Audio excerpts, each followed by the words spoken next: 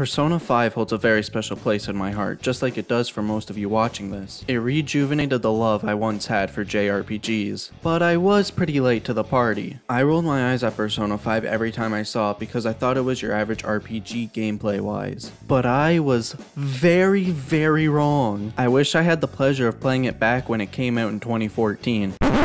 You do know it came out in 2017, right? What? No, that can't be right. I did so much research. How did you do weeks of research and still get the wrong date? Anyway, after delay after delay after delay, it finally came out in 2016 for Japan and 2017 for the rest of the world. It released for both the PS4 and PS3, and the launch was like a huge college graduation party where everyone got a little bit too excited and things happened that shouldn't have. In other words, the wait was more than worth it. It got nearly perfect review scores and an insane amount of positive reception. To say the hype was through the roof would be an understatement. Now, if you have no idea what the hell Persona is, let me give you a quick explanation of what it is. Persona is a franchise of turn-based JRPGs that love breaking your heart into little tiny pieces, but it originally started as a spin-off to the well-acclaimed Shin Megami Tensei series until it eventually grew up and threw most of that shit out of the window and became its own series. And thus, the Persona series was born. When it comes to the Persona games, they are definitely no stranger to spin-offs. We've got dancing games, animations, whatever the hell these are, a fighting game, and a Dynasty Warriors game that is also a sequel. Atlus is also no stranger to re-releasing the Persona games. We got multiple re-releases of Persona 3, and we got Persona 4 Golden, so it was kind of inevitable that Persona 5 would also get one. And it did, in the form of Persona 5 Royal, which adds more content into the game and streamlines the game further. Also, on a side note, if you're worried about this video containing spoilers, don't be. It will be completely spoiler free. Alright, I have been dragging this intro out for far too long now. I have so much to say about this game. So, to celebrate the 1-year anniversary of Persona 5 Royal and the 25th anniversary of the Persona series, here you go. Welcome to Persona 5 Royal.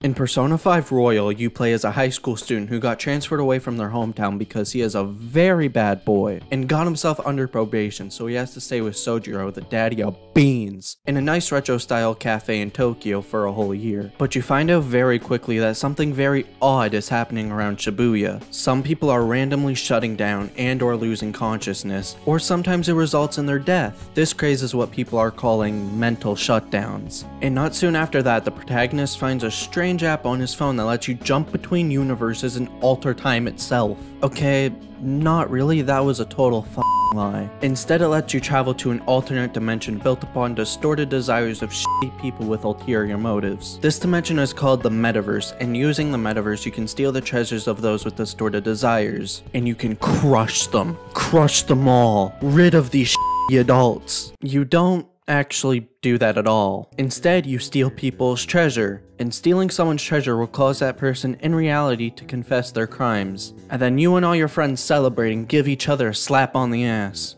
Woo! Good job everyone, yeah, I did it! In the Metaverse, you and your group of friends form into the Phantom Thieves, a boy band with girls who seek their justice and want to reform society by ridding it of all the hotshots with distorted desires. During your journey, the Phantom Thieves will awaken to their personas, which can only be summoned in the Metaverse. Personas are magical, powerful beings that use magic to fight shadows. If you haven't been able to tell, Persona 5 focuses a lot on the story, and it does a really good job keeping you engaged for the whole 100 hours. Yes, it really is that long. And make sure you have tissues handy because you're gonna cry a lot. And even though this is the 5th Persona game in the series, you don't have to play any of the other games to enjoy Persona 5. This game is gorgeous.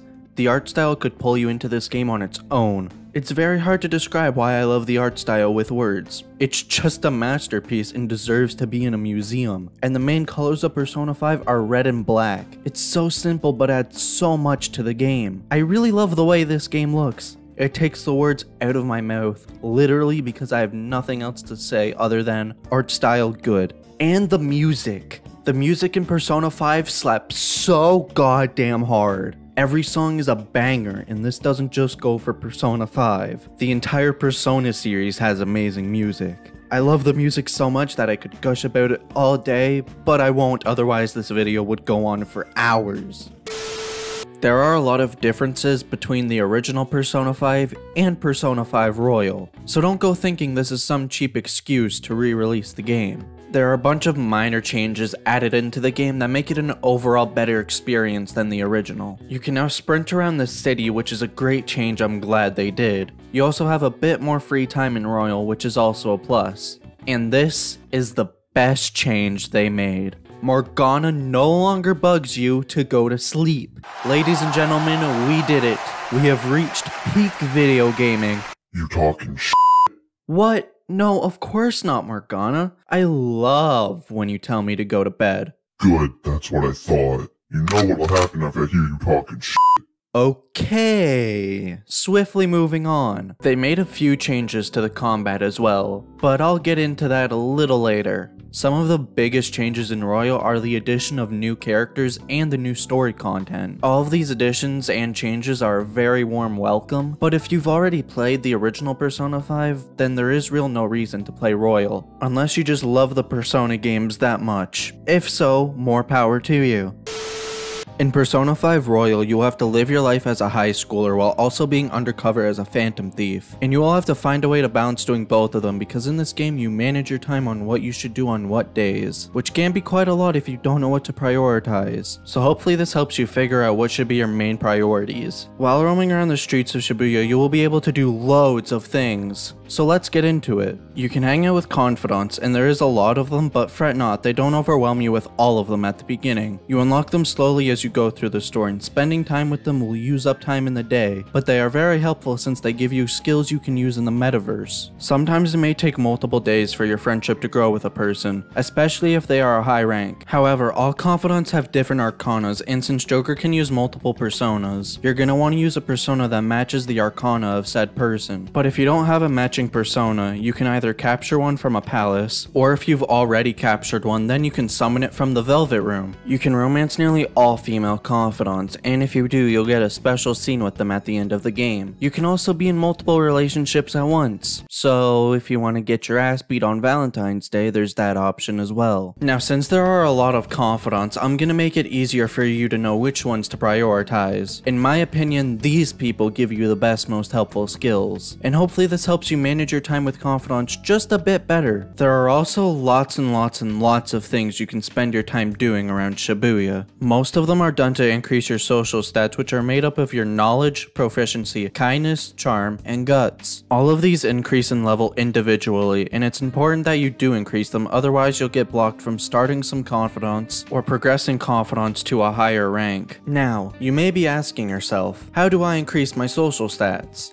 Well, I'm glad you asked. I'm not going to go through every single thing you can do, but I'll go through the best things I believe you can do. You can purchase books and read them. It will use time up in your day. Same goes for playing video games and watching movies. You can also work at a job, which can be found in the underground walkway. You'll also get some extra money working on certain days. You can use time up in the day to study, and if it's raining, you'll get an extra point to knowledge. You can go to the batting cages, wipe the floor of LeBlanc, you can craft things, you can take a bath in the bathhouse, which going there on Monday and Thursday will get you an extra point to charm. If you go to the Big Bang Burger, you can do the Big Bang Burger challenge. You'll have to be at least rank 2 in all your social stats to complete it, and you get an increase in everything but kindness. There are 2 other challenges after completing the first, and you'll have to be rank 3 and 4 in everything to complete them, and you'll get more points in everything but kindness. You can do some things to get your social stats up that won't progress time, like crosswords, taking care of your plant. You can feed it every 16 days, and every Sunday, this stand will sell you a drink that gives you 1 point to a random stat. It's located in the underground walkway.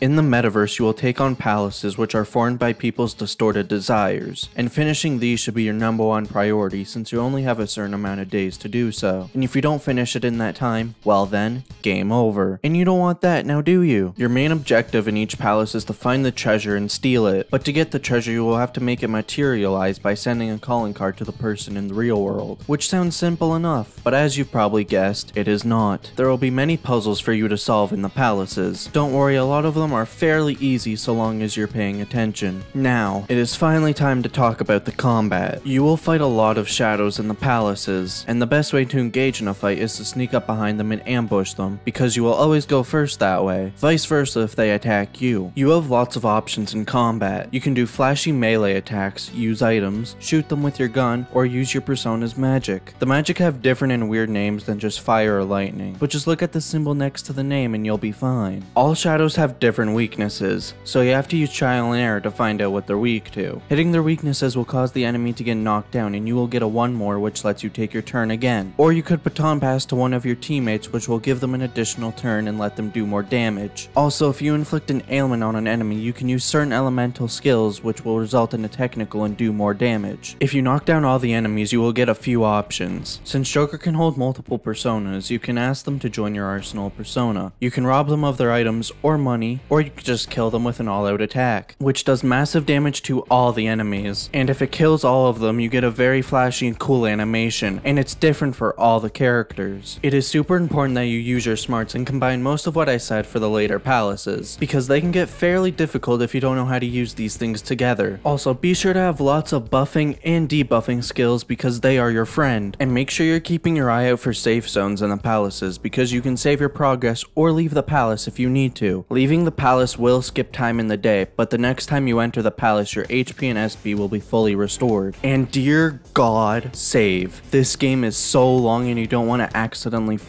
up. And near the end of the game, you'll have to make a few choices that matter, and if you choose wrong, you'll end the game like 30 hours early. And always make sure you're stocking up on healing items, and always checking to see if there are new weapons and protectors to buy at the weapon shop. Otherwise, you may be doomed in later palaces. There are rare shadows you can run into called treasure demons, and you can either choose to let them join your arsenal persona, or you can defeat them and get loads of money. In Kichijoji, you can play darts and pool. You can invite your party members to play with you. Playing darts will increase that respective party member's baton pass rank, which increases the damage and makes you recover HP and SP, and playing pool will increase your technical damage. They also made a few tweaks to the combat as well, like balance changes and blah blah blah. That's not important. What is important is that they added a new move into the game called Showtime attacks. You unlock them as you go through the story, and you'll need at least one of the 2 people needed in your party for it to work. It seems to be completely random when it activates, but when it does and you unleash it, you'll do a severe amount of damage to a single foe, and you get to watch a super cool cutscene that is unique for every character.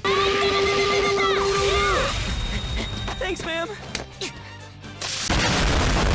And they added a new type of shadow called Disaster Shadows, which can randomly appear when engaging in a battle. They have a purple aura surrounding them, and you should focus on defeating them first, because once you do, they will explode and deal damage to the rest of the enemies in the battle. The Velvet Room is also super important because it lets you fuse any personas you get, and then they become stronger personas. You'll need at least 2 or more personas to fuse, and then you choose which skills that persona will inherit. You can get items from your personas if you put them in the electric chair. You can also register personas you've gotten, and then you can summon them later. The palaces have also gone through some changes in Persona 5 Royal. They added areas into the palaces that weren't in the original because you can only access them with the grappling hook, which is a new addition to Royal, and it makes you look cool as shit. They also added something new to collect called Will Seeds, which are creepy skulls, and there are 3 of them to get in every palace. And once you've gotten them all, you get an accessory that you won't be able to obtain anywhere else. Mementos is a huge part of the game, and in Mementos you will explore randomly generated areas inside Kargana, which I'm very confused on how this works exactly. Does he have an engine? Like, he is a cat, right guys? Anyway, your goal is to essentially make it to the bottom of Mementos. You'll unlock a new area of Mementos every time you complete a palace, so you'll have a bit of a breather between doing each area. The further down you go, the stronger the shadows will get, and you'll also find better loot. And even though Mementos is optional, you will be forced to complete it at some point in the game. While exploring Mementos, you will be able to fight shadows and you'll fulfill requests, which you can get by just progressing through the story. Some of them require you to talk to people in Shibuya, and some of them are unlocked by progressing certain confidants. To complete requests, you have to find the shadow of the real world person in Mementos. They are found in specific areas. Don't worry, Morgana will guide you to them. And once you find them, you will then have to fight them to change their heart. You don't have to do any requests though if you don't want to. They are completely optional, but they are a good source of money and EXP, so I still suggest suggest you do some. Mementos has also gone through some changes in Persona 5 Royal. Meet Jose, a strange little kid who wants to try to understand humans more. And the way he does that is by turning flowers into juice. So he asks you to collect flowers which are scattered around Mementos, and you can use them to buy items from his shop. You can also find stamps, and they can be used at Jose's shop as well, but in a different way. They let you increase the amount of EXP, money, and items you get from Mementos. They will cost more stamps the more you upgrade them. You can find stamps at save points, at the end of an area, and hidden around the floors. Jose's shop will randomly appear when entering a floor of Mementos. A cutscene of him driving will play, and that's how you know the shop is on that floor. And if you remember the will seeds I mentioned earlier, if you bring the accessory you get from them to Jose, he will upgrade it into a ring, but only if you've destroyed the palace tied to the will seeds. The Thieves' Den is a new addition to Royal, and it's honestly really cool. It's basically just a museum of a bunch of artwork and cutscenes from the game. You can decorate the main hub with stuff you've encountered in the game. You use Persona medals to buy them. There is also a card game you can play with your teammates, which I had a lot more fun with than I was expecting. You can play as different party members as well by stepping on their respective platform. I personally really like the Thieves' Den. I think it's a super cool addition into the game that they didn't need to do, but they did. I just love exploring it every once in a while and viewing new things that I couldn't before.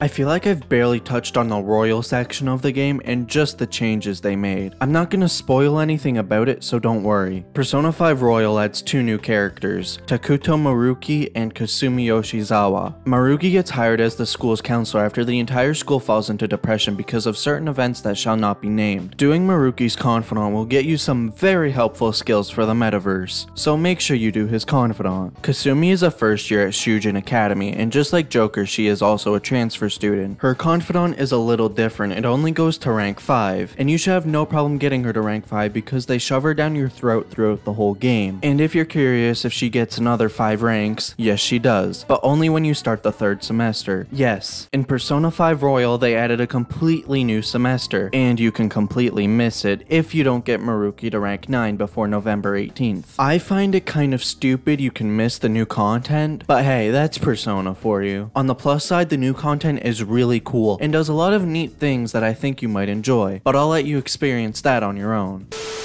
Alright, I hope that's everything. Persona 5 is an amazing game and a great introduction to the Persona series, and I'm definitely gonna play the other games in the series. Persona 5 is easily one of my favorite JRPGs, and it may continue to be that way until Persona 6 comes out. I hope this was helpful for anyone who wants to get into Persona 5, and maybe you learned something new even if you've played the game before. I definitely plan to make more videos about Persona 5 in the future, so be excited for that. And if that interests you, subscribe. And shout out to the Grumpy Gibbon for letting me borrow his voice. You should go check him out as well. He does lots of theories on Smash Bros. And a variety of other stuff, so subscribe to him too if that interests you. Anyway, that's it from me.